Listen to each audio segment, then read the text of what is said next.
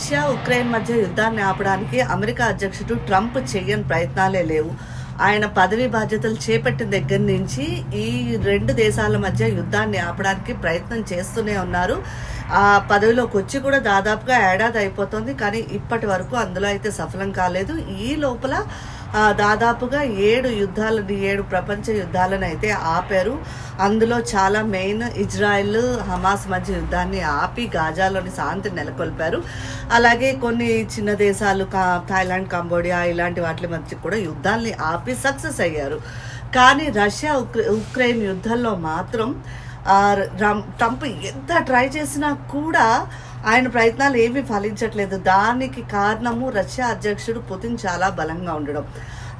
ఆయన ఎవరేం చెప్పినా వినట్లేదు. ఎవరు ఏం చెప్పినా సరే నాకు నచ్చిందే చేస్తా, నా దారిలోనే నేను వెళ్తాను అంటున్నారు తప్పితే ఎక్కడ యుద్ధాన్ని ఆపడానికి ట్రై చేయటం లేదు.